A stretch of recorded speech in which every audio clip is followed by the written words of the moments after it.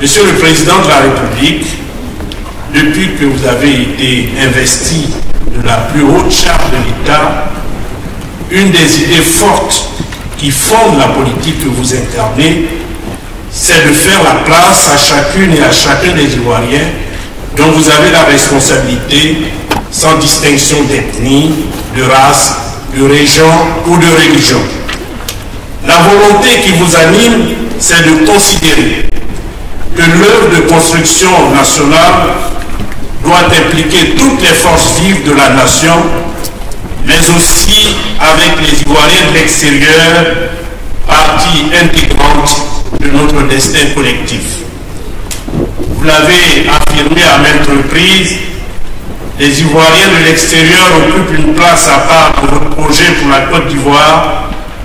votre vision d'une Côte d'Ivoire qui s'est réconciliée avec elle-même, qui a renoué avec la paix et le progrès. Jamais auparavant les Ivoiriens de l'extérieur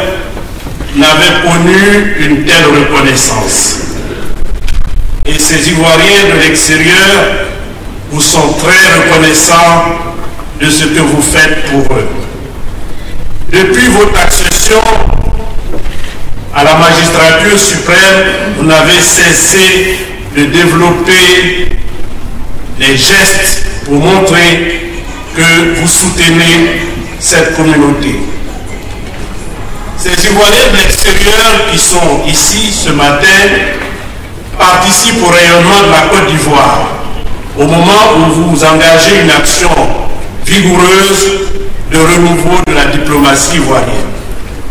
En effet, à côté de vos représentants officiels dans le monde, ce sont aussi vos ambassadeurs, les ambassadeurs des grands peuples qui est habité par une grande ambition, l'ambition que vous portez pour la Côte d'Ivoire. Qu'il se nomme Didier Drogba, Yaya Touré, footballeur de renommée internationale, Ouattara Ouad, l'un des peintres les plus doués de son époque, Claudia Tabo, comédienne et humoriste très appréciée de par le monde, Marguerite Aboué, écrivaine de talent, auteur de Aya de Lupugo, Isaac de Bancolé, auteur bien connu, Paco Seri, batteur et percussionniste de jazz, ou encore Asalfo de Magic System, ou qu'il se nomme Françoise Légué-Mourba, Mariam Sidiawara, Kalilou Traoré, Dr René Ngetia, Yaman Kwasi, Loïc Tablé, ils sont l'image de notre pays. Je ne peux pas.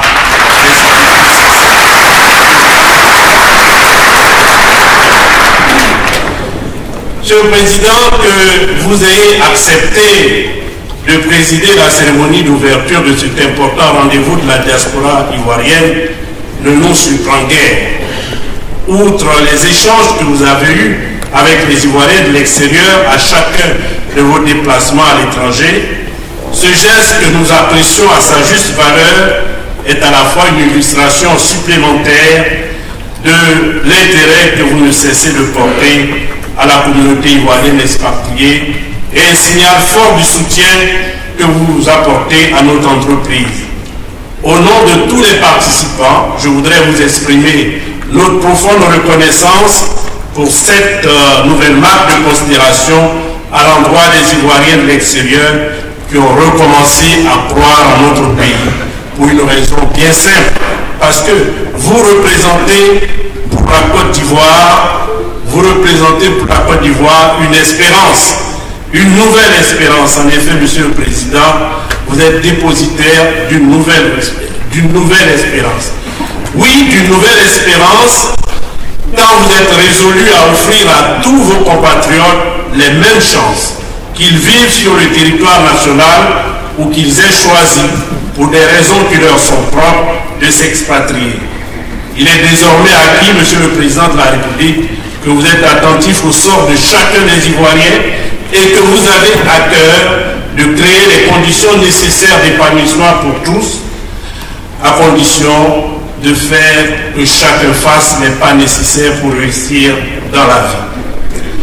Monsieur le Président de la République, ce forum qui nous rassemble possède une vision que vous portez depuis fort longtemps, celle de considérer que la mobilité humaine est un des enjeux majeurs de ce monde et que la diaspora ivoirienne peut être un levier de développement à condition bien sûr d'être mobilisée convenablement. Pour mobiliser cette composante de la communauté nationale et la mettre au service de notre ambition de faire de la Côte d'Ivoire un pays émergent à l'horizon 2020,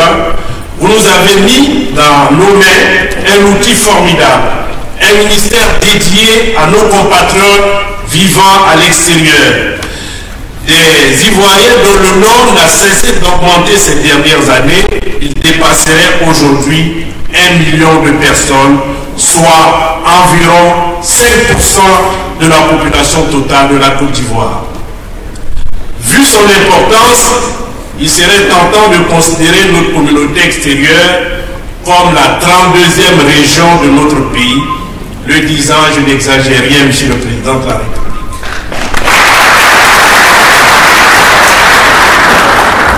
Monsieur le Président de la République, l'une des missions que vous m'avez assignée en me nommant à la tête de ce département, chargé de coordonner notre action en faveur des Ivoiriens de l'extérieur,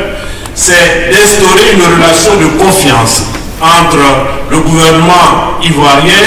et notre communauté expatriée et de formuler une politique permettant de prendre en compte et de valoriser cette semence créatrice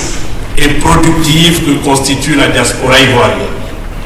Pour utiliser une métaphore, cette diaspora, ce sont des graines qui se sont dispersées aux 4 coins du monde et ont germé. Il nous est apparu opportun de créer un espace d'échange entre notre gouvernement, à travers le ministère en charge des Ivoiriens de l'extérieur, et nos frères et sœurs ivoiriens de l'extérieur, démontrant ainsi votre volonté d'écoute et de dialogue. C'est tout le sens de cette concertation qui réunit pendant 2 jours à Abidjan des représentants des Ivoiriens de l'extérieur, des ministres des pays africains, des experts, des spécialistes des questions